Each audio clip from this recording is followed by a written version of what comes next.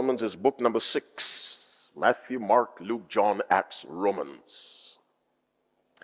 For whatsoever things were written aforetime were written for our learning, that we, through patience and comfort of the Scriptures, might have hope. Listen again. We read microscopically.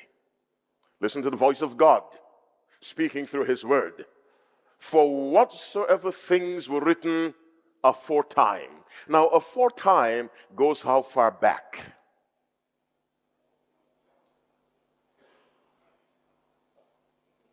Now, it says, were written for our learning. How far back does aforetime stretch? All the way back to before Adam was made. All the way back to the days of Lucifer before he became Satan. For whatsoever things were written aforetime were written for our learning. And so we look at Adam's mistake and we learn. We look at Abraham's moments of weakness and we learn. We look at Solomon's catastrophic choices despite being the wisest man who ever lived, and we learn. We look at the upright life of Joseph and we learn. We look at the fearlessness of Hananiah, Mishael, and Azariah, better known as Shadrach, Meshach, and Abednego, and we admire their willingness to die rather than kneel before an image. Now, if they were probably alive today, as some people might have reasoned, kneel and then say sorry. Look at Daniel. Of all the ways I could choose to die, I would not choose to be eaten by lions or tigers or leopards. I would choose lethal injection with a sterilized needle. Are you with me? This man faced lions. These are examples. For whatsoever things were written aforetime were written for our learning. Now, that has two sides. There are some things written for our learning, all things for our learning, but some we learn about them and we avoid them. Others, we learn about them and we aspire to them. Let me say that again by bringing up human examples. Joseph in Egypt. Many people climb the corporate ladder by compromise. The common expression is they sleep their way to the top. Joseph said no. The boss's wife, the owner of the business, invited him to sin with her. Surely she would have looked out for his promotion. He said no. Ended up in jail. That's an example for us. Am I willing to suffer for the defense of the honor of God? We look at Abraham in Genesis 12 and Genesis 20. On both occasions, he lied about his relationship with Sarah in order to save his own skin. He was a father of the faithful, but those two events we are to avoid. We learn from them. We must trust God in circumstances that seem overwhelming to our human capacity. We learn, we avoid that. But we also learn from Abraham that when God asks you to give up the most cherished thing you have, as he asked him to give up Isaac, you and I must be willing to say, yes, Lord, as Abraham did. And so we learn from that and we ask for the strength to be as faithful and willing as Abraham was to sacrifice for the honor and the glory of God. All the stories in the Bible are examples for us, and our subject is the power of example. I want us to look at 4 college students in the Bible. They were probably studying economics, agriculture, procurement, engineering, whatever. But they were in school at the University of Babylon. The chancellor or vice chancellor was Nebuchadnezzar himself. Let us go to Daniel 1, the power of example. Daniel 1, and see what those 4 men were up against, young men, and how they triumphed and honored the name of God. And let us try to follow that example. Daniel 1, we'll read from verse 1, our subject, the power of example. 8:30. In the 3rd year of the reign of Jehoiakim, king of Judah, came Nebuchadnezzar, king of Babylon, unto Jerusalem and besieged it. A foreign army comes, overruns Jerusalem. Judah, the home of Daniel, Hananiah, Mishael, and Azariah. Verse 2 of Daniel 1. And the Lord gave Jehoiakim, king of Judah, into his hand, with part of the vessels of the house of God, which he carried into the land of Shinar to the house of his God. And he brought the vessels into the treasure house of his God. And the king spake unto Ashpenaz, the master of his eunuchs, that he should bring certain of the children of Israel, and of the king's seed, and of the princes. Now notice verse 4.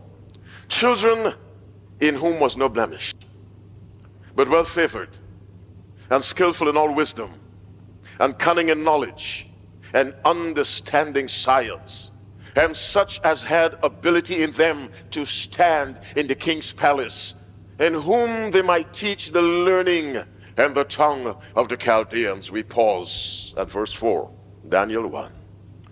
The devil tries to recruit the very best.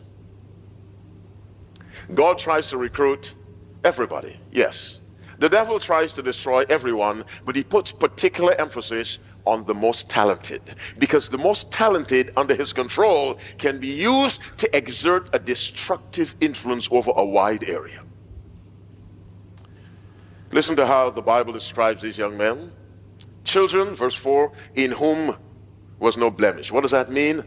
Nice looking, physically fit, like you. No blemish, but well favored, skillful in all wisdom, cunning in knowledge, understanding science, and having the capacity to learn the tongue, the language of the Chaldeans. Nebuchadnezzar wanted to make these men, Shadrach, Meshach, and Abednego, as they're well known, and Daniel, plus other young men, trained them to assist him in the administration of Babylon. Now, here's what Nebuchadnezzar did. Young boys.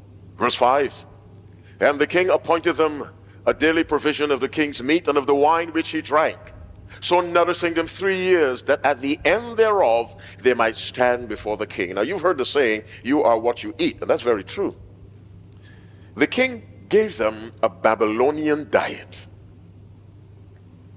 God has a diet, and the world has one. The Hebrews have a diet, the Babylonians have one. God's people have a diet, the others have one. Your presence tells me that you are among God's people. And so you must have a diet that differs from the world. Come on, say amen. We must have a diet that differs from the world, because diet is connected to spirituality. Diet is connected to intellectual functioning. Your diet affects the functioning of your brain, because the brain needs nutrients. And so Nebuchadnezzar appointed them a daily provision of the king's meat and of the wine which he drank. Quiz question for you. Here's the king's meat and the wine, solid liquid, that's what he eats. Since it is the king's food, how do you describe that food? One word starts with an R. Next letter is an O. Then a Y. How many clues do you need? Then an A.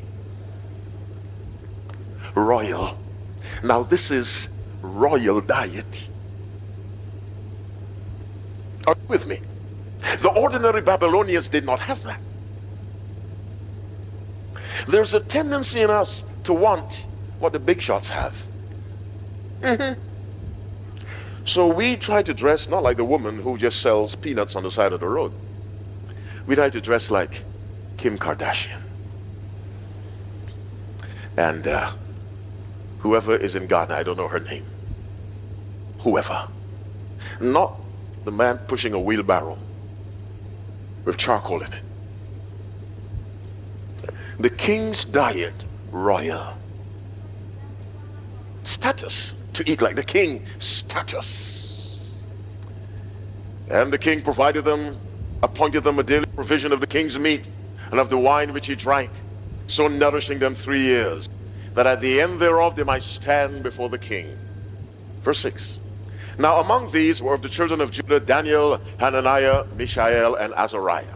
Now we have first, they have been transplanted from Judah to a foreign land. That is stressful for anyone of any age.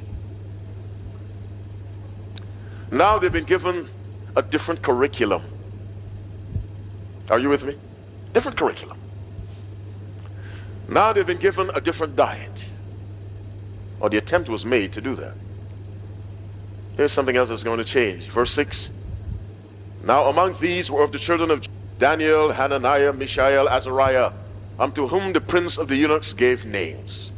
For he gave unto Daniel the name of Belteshazzar, and to Hananiah of Shadrach, and to Mishael of Meshach, and to Azariah of Abednego. In the Bible, name and character go together.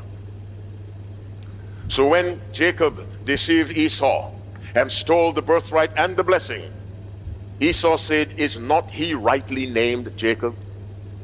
For he hath supplanted me these 2 times. Esau said his name suits his character.